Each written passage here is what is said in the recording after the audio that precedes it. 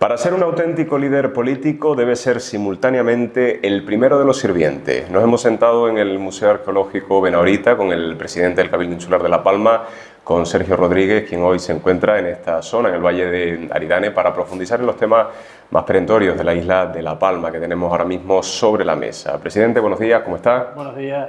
Presidente, arrancamos, si me lo permite, analizando un poco la situación que estamos atravesando ahora mismo con el consorcio de servicios. Se lo digo porque nosotros recientemente, además tenemos las declaraciones recogidas en nuestro medio de comunicación, Onda Cero La Palma, estuvimos entrevistándonos con el señor Antonio Brito, abogado y adjunto de la Acción Sindical del CESIF, y el señor Brito, bueno, nos hablaba supuestamente de abuso de poder, de odio visceral vertido hacia los trabajadores del consorcio por parte del actual gerente, y claro, de alguna manera también ya se le está señalando indirectamente a usted porque alegan que está mirando supuestamente para otro lado. ¿Cuál sería la explicación que usted nos podría ofrecer?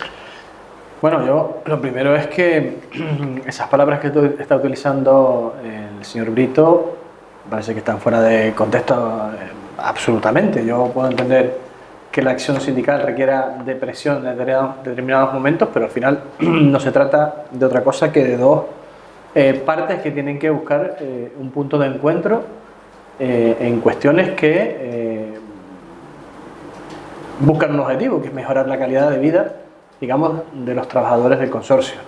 Y yo he dicho claro desde el minuto uno que tendemos la mano a que eso pueda suceder.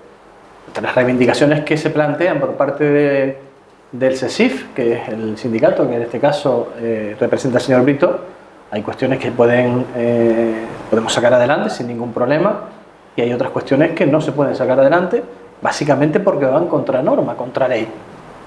Lo hemos intentado explicar por activa y por pasiva, y bueno, parece que no se entiende, ¿no? No se puede decidir las cosas de forma unilateral, ni por parte del Cabildo Insular de La Palma, pero tampoco por parte del consorcio o de quienes representan en este caso el señor Brito. Es decir, un día determinado, si usted tiene unos servicios mínimos, hay que cumplirlos. Otra cosa es que el señor Brito después piense que es que hay un ataque contra la libertad sindical, como así ha expresado y amenazado con una demanda en lo penal al presidente del Cabildo porque es el presidente del consorcio. Nada más lejos de la realidad que este presidente del Cabildo quiera conflictividad laboral de ningún tipo. Y lo que ampare la norma y se entienda que va en beneficio de los trabajadores y las trabajadoras del consorcio, lo van a tener siempre. Yo lo que quiero, y además creo que en trayectoria política sí lo avala, es que la gente esté contenta, y yo no es que esté mirando para otro lado, siempre he entendido que las personas que han llevado esta negociación son las que tienen que estar, y si yo finalmente tengo que intervenir, pues tendré que intervenir.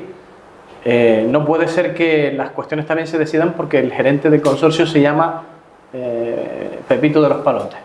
Es decir, el gerente tiene una función que hasta este momento yo considero que la realiza de una forma óptima, y que lógicamente tiene que defender determinados intereses que no son otros que cumplir con la legalidad, porque yo en las cuestiones que el gerente está posicionado lo que veo es una defensa de la legalidad, nunca ir en contra de los planteamientos que se está haciendo por parte del consorcio, ni nada de esto. Los planteamientos del consorcio realmente están requiriendo de más personal, porque al final es trabajar menos horas, trabajar de otra manera con otros turnos los fines de semana, que sean más rotatorios. Están planteando una renovación de la flota de los camiones, que efectivamente la necesitan. Son camiones de algunos de más de 20 años, otros que están entre 15 y 20, y lógicamente esto hay que abordarlo, pero esto no es una cuestión del último año, es una cuestión que venía mal desde detrás. Yo le oí al señor Brito alabar al anterior consejero responsable de la materia de residuos, al señor Cabrera, y mi pregunta es: ¿por qué el señor Cabrera no resolvió el problema antes de llegar aquí? Ahora está en una posición distinta, en la oposición, lógicamente haciendo política con esto, que creo que habla de poca altura de miras por parte del señor Cabrera en esto y en otras cosas, ¿no? Pero lógicamente no está mirando por el interés general de la isla. Para terminar con esta pregunta, decir que yo vuelvo a tender la mano, a ponerme a disposición de los trabajadores y trabajadoras del consorcio o de quienes representan para llegar a un acuerdo en todo aquello que la normativa, lógicamente, venga a decir que es posible. Usted habla, presidente, de tender la mano para intentar llegar a un acuerdo, pero yo le pregunto si hasta este momento usted personalmente se ha sentado con los trabajadores, con el propio comité de empresa, para intentar mediar en este conflicto y buscar una solución lo antes posible. Yo solamente me he sentado una de las veces en la que entendí que se llegaba a un acuerdo. Fue esa vez que el señor Brito felicitó al señor Cabrera y a partir de ahí, pues el consejero y el gerente son los que se han hecho cargo de este tema. Yo no tengo ningún problema si es necesario que yo me siente para llegar a un acuerdo. Yo digo que no se está llegando a un acuerdo porque creo que no se está ejerciendo la parte de sindical como debe hacerse. Yo entiendo que no hace falta entrar en amenazas de ningún tipo y se ha entrado. Hay cuestiones que creo que trascienden van más allá de una línea que no debemos sobrepasar todos y que lógicamente no puede pasar una negociación por la condición de que tengamos que tomar la decisión de despedir a un gerente que está haciendo su trabajo, ¿no?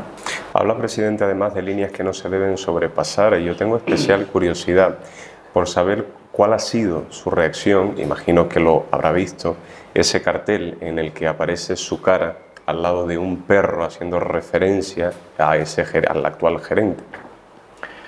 Bueno, yo no suelo atender mucho a este tipo de cuestiones. Creo que la energía debo gastarla en lo que realmente es importante, y lo que realmente es importante en este caso es llegar a ese acuerdo, más allá de ese tipo no sé cómo nombrarlo, planteamientos que te puedan hacer para tratar de condicionar tus decisiones, ¿no?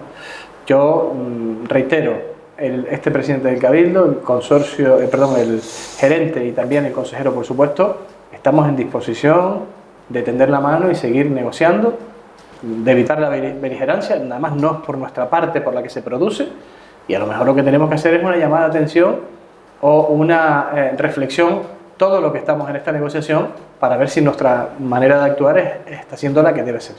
Presidente, por otro lado, no me quiero dejar por detrás la situación que están viviendo también los bomberos de la isla de La Palma. Hablamos también de bomberos que llevan más de 6 meses sin cobrar su nómina. Nosotros hemos sido testigos de cómo nos lo han trasladado, además lo hemos visto, de cómo los están ayudando, incluso particulares, económicamente, o incluso con cajas de comida, de alimento. ¿Usted ve la solución a la vuelta de la esquina o es una cuestión que ahora mismo está bastante enquistada? Bueno, yo tengo que informar que ya los bomberos han cobrado los 3 primeros meses, gracias a una gestión que se ha hecho por el Ayuntamiento de Breña Alta, por el alcalde de la villa de Breña Alta, Jonathan Felipe, a la cual yo me he comprometido a compensar cuando encontremos la fórmula para poder hacerlo. Nosotros llevamos trabajando, tratando de mediar con la Seguridad Social. Ahí sabes que hay una deuda que se genera por la empresa Emerpal. Cabildo en todo momento ha cumplido con todas sus obligaciones, que no es otra que pagar la subvención que tiene comprometida con Emerpal. Lo que pasa es que recibimos una comunicación de la Seguridad Social de que no podemos ingresar esa subvención a las empresas, sino que tenemos que ingresársela a la propia Seguridad Social al tener embargadas sus cuentas. Bueno, en esa mediación con la propia directora de la Seguridad Social era imposible el fraccionamiento de la deuda, precisamente porque está judicializada. Los bomberos tienen una posición que entienden que está siendo vulnerada por parte de la Seguridad Social, por lo tanto está en un juzgado, y eso impide que hayamos optado por esa vía o tenido la posibilidad de sacarla por esa vía. Ahora, en este momento, lo que hemos hecho es pagarle a la Seguridad Social. Una vez nos han trasladado la factura en Merpal de los meses que se adeudaban. Estamos hablando de más de 300.000 euros, de los 590.000 euros que se supone que es la deuda. Al ser una empresa, un particular, no pueden tener una deuda superior a 150.000 euros para poder optar a ese fraccionamiento.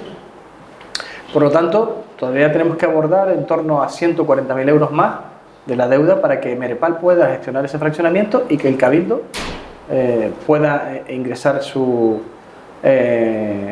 subvención de una forma normal. Estamos buscando la fórmula para poder adelantar esos 140.000 euros. Es una cuestión en la que Tesorería nos dice que el servicio no está prestado y que lógicamente no podemos adelantar el dinero, y seguimos buscando fórmulas para que efectivamente pues los bomberos puedan cobrar los otros 3 meses que se les adeuda y que puedan seguir cobrando de una manera regular, que es lo que tienen que hacer.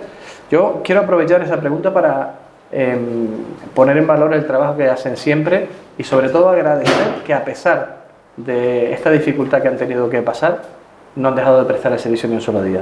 Presidente, en esta fase de recuperación socioeconómica en la que todavía seguimos inmersos en la isla de La Palma, es evidente, damos por sentado de que no estamos para tirar el dinero. Por eso yo le pregunto si finalmente el Cabildo Insular de La Palma se ve condenado a asumir esa sanción del expediente de la tubería de La Fajana y si no hay forma a lo mejor de negociar o de intentar reducir esa sanción.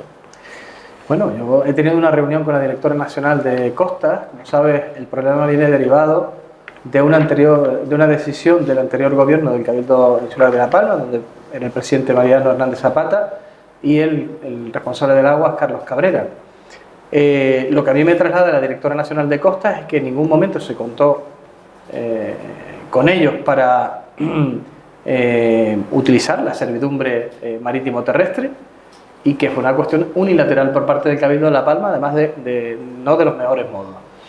Ella se mostraba bastante enfadada con esa situación y bueno, lo que yo trasladaba es que precisamente La Palma sigue en una situación de emergencia, que estamos en el proceso de recuperación, pero que esa infraestructura es vital, sobre todo para que los agricultores de la zona puedan tener agua, seguir teniendo agua.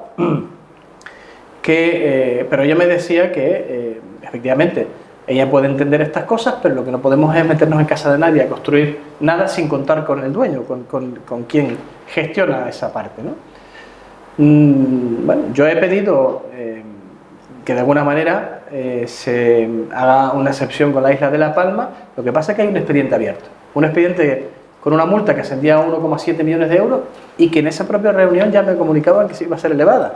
Yo lo anuncié hace ya algunos meses y ahora lo que nos llega es la comunicación que efectivamente la multa pasa a ser de 2,1 millones.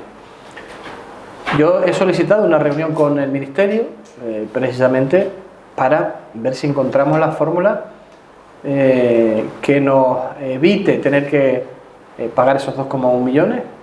Vamos a tener que pagar algo de la multa porque hay un expediente abierto y cerrarlo significará que si llegamos a un acuerdo el gobierno nos establecerá la sanción mínima, pero tienen que sancionarnos y lógicamente nosotros requerimos, lo que queremos, perdón, es buscar una alternativa.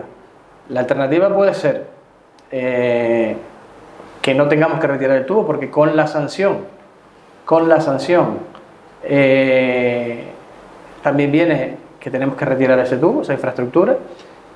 Hemos puesto sobre la mesa que ahí se ha gastado también un dinero público, que lo que se buscó en un primer momento, más allá de si fuera la forma adecuada o no, de si fuera de una forma autoritaria o no, y de si no se contó con quien tenía que haberse contado o no, es que bueno, la infraestructura es eficiente desde el punto de vista energético, que Europa lo que te dice es que tienes que buscar esa eficiencia energética en cualquier actuación como esta, y bueno, la primera posibilidad que manejamos es la del soterramiento del tubo, renunciar a un segundo tubo que se iba a colocar, soterrar este y restaurar la pista a su estado original.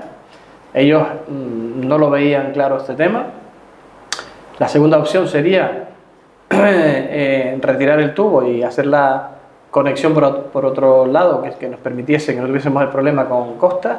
En este caso, ellos nos permitirían el tiempo necesario para ejecutar esa opción para que no se viese afectados los agricultores, y había una tercera opción que era esperar a cerrar el anillo por el sur, que también nos planteaban esperar. Yo lo que creo que tenemos que negociar es precisamente que esa infraestructura permanezca, que la soterremos y que efectivamente la sanción no llegue al Cabildo. Por lo menos que llegue la parte más, la más leve, porque el Cabildo no se encuentra en este momento con la suficiencia económica para afrontar una reconstrucción que requiere de todos los euros posibles. Nosotros no estamos nada felices con esta situación, no compartimos tampoco la decisión del anterior gobierno. Hay que sentarse con la gente para buscar solución. Aquel era el momento, además la directora me lo decía, Sergio, aquel era el momento de tirar de la emergencia para poder hacer las cosas, pero tenían que haber contado con nosotros, ¿no? Bueno, es una forma de proceder del anterior gobierno que ahora lo que intentan es darle la vuelta a la situación y culpar al presidente del Cabildo actual, precisamente porque nos hemos encontrado con esto y están diciendo que yo estoy contento con esto.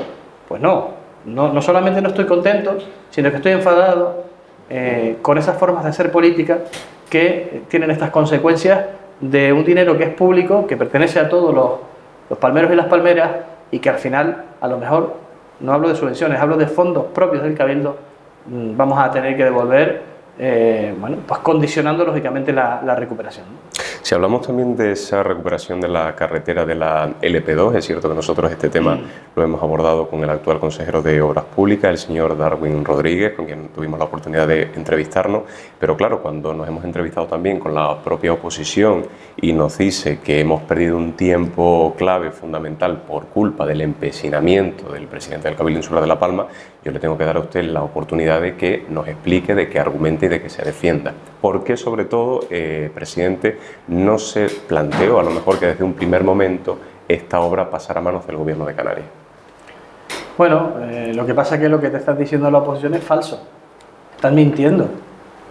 Y están, o no tienen la información o están tratando de ganar puntos politizando un tema que conocen desde el primer momento, que ha llevado las dos vías. Es decir, nosotros sabíamos de la dificultad desde el minuto 1, pero no de que fuese imposible. ¿Por qué plantea el presidente del Cabildo de La Palma que el Cabildo haga la LP2? Porque son las 4 administraciones locales, los 3 ayuntamientos y el propio Cabildo Insular de La Palma las que, por un decreto del gobierno de octubre del año 21, tienen posibilidades de recuperar las infraestructuras públicas dañadas por el volcán por la vía de la emergencia. Así lo hemos hecho en todas las carreteras, así lo estamos haciendo en la 211 en este momento. ¿Qué pasa? ¿Cuál es la diferencia? Porque la LP 211 es propiedad del Cabildo, la Laguna Las Norias, que es la LP 213, es propiedad del Cabildo, pero la LP 2 es propiedad del Gobierno de Canarias, es una vía de interés regional. Por lo tanto, tienen que cedernos la competencia para poder hacerla nosotros. En ese trabajo que hicimos las dos administraciones, se elaboró un borrador de convenio, precisamente apelando a la necesidad de recuperar cuanto antes, y por eso el Cabildo insistía en que lo hiciese el Cabildo. Bueno, el marco de financiación de esa obra depende del convenio de carreteras entre el Estado y el Gobierno de Canarias. Surgía la duda de que pudiésemos utilizar ese dinero para que el Gobierno de Canarias nos lo introdujese al Cabildo y poder ejecutar. Bueno, eso fue, yo hablé con el propio director general de Carreteras Nacional, que en un primer momento hablaba de que que entendía que no había ningún problema, pero que tenía que hacer la consulta. Una vez hecha la consulta a la abogacía del Estado, le dijeron que era imposible. Pero esa es la vía que ha seguido el Cabildo. Y ese es el interés del presidente de poder ejecutar esa vía por emergencia, porque entendíamos que la íbamos a ejecutar antes. Sabemos la necesidad que hay en el sur de La Colada, en Fuencaliente. Soy yo el que, como alcalde, desde un primer momento, puse sobre la mesa la necesidad de recuperar esto. Y conscientes de la dificultad de este tema, en noviembre del año 23, decidimos que el Gobierno de Canarias empiece a trabajar en el modificado de esa vía, por si no salía la opción del Cabildo. Por lo tanto, no estamos desde julio del año 23, pero sí desde noviembre trabajando en las dos vías, para que si fallase una, tener la otra. Bueno, eso es lo que ha pasado. Ha fallado la primera, no es un empecinamiento, es entender que si podíamos hacerla nosotros iba a ser más rápido. De hecho, yo hablé de fechas cuando no sabía que iba a haber una dificultad de financiación. Yo pensé que esa obra, o sea, la recuperación de ese tramo, iba a estar a depender de fondos propios del Gobierno de Canarias, por lo tanto no hubiésemos tenido ningún problema, pero dependía de la financiación del Estado. Por lo tanto, es la financiación del Estado, que no puede derivarse al Cabildo, la que condiciona que se pueda ejecutar esta vía por el Cabildo Insular de La Palma. Si eso hubiese sido así, la vía se hubiese empezado a ejecutar antes de diciembre. Bueno, no ha podido ser así, nos hemos ido encontrando con trabas, hemos intentado sortearlas de una de otra manera, se hizo todo el trabajo administrativo y lo único que dificultó esa opción fue esto, ¿no? Pero cuando el señor Perdomo habla de que el empecinamiento del presidente del Cabildo es lo que ha retrasado, o el propio Mariano Hernández Zapata también ayer en una entrevista decía lo mismo, están faltando a la verdad, están mintiéndole a los ciudadanos, o están desinformados, que es más grave aún, yo creo. Es decir, desde el noviembre del año 23 se está trabajando en las dos vías. De hecho, el proyecto está terminado, el modificado está terminado. El propio Hernández Zapata ayer reconocía que se iba a llevar a la aceptación del trámite ambiental en el Consejo de Gobierno. Por lo tanto, estaríamos en disposición de que esa obra empezase en breve tiempo, ¿no? Presidente, ya por último, para cerrar esta entrevista, me gustaría hacer referencia, ya que todos fuimos testigos recientemente de esa apertura del Hotel Sol en Puerto Nao. ¿Cuál es el mensaje que lleva implícito la apertura del hotel? El mismo que llevamos nosotros tratando de que la gente entienda desde el minuto uno. Estamos hablando de una zona en la que residen personas habitualmente, pero también es la zona más importante desde el punto de vista turístico de la isla de La Palma, que genera economía, y la apertura del hotel, yo creo que bueno, todos sabemos los condicionantes que tiene, sabemos la apuesta que hay para elevarlo a la categoría Meliá, sabemos lo que ha supuesto el hotel para la zona, y lógicamente yo creo que en el proceso de ganar confianza quizás es el elemento más importante de todo.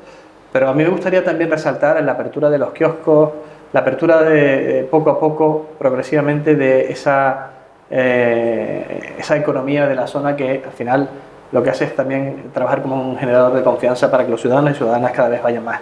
Yo hablaba hace tiempo de que el verano iba a ser un impas, y lo está haciendo, ¿no? No hace falta sino ir por allí, ver cómo está la playa todos los días, pero sobre todo los fines de semana. Bueno, cómo están los kioscos, pueden preguntar a los propios propietarios cómo les va, y bueno, se darán cuenta de que se ha hecho mucho, ¿no? A pesar de que la oposición diga que esto era un tema que ya estaba hecho desde antes, también es falso, no habían hecho absolutamente nada.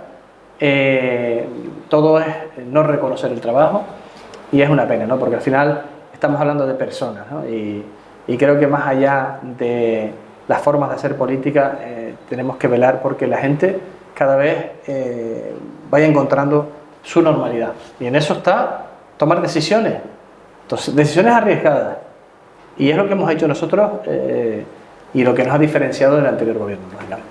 Pues, presidente, muchísimas gracias por habernos atendido. Como siempre, sabemos que tiene una agenda bastante complicada, pero siempre guarda ese ratito para poder atendernos como medio de comunicación. Muchas gracias y que tenga una feliz semana. Muchas gracias a ustedes.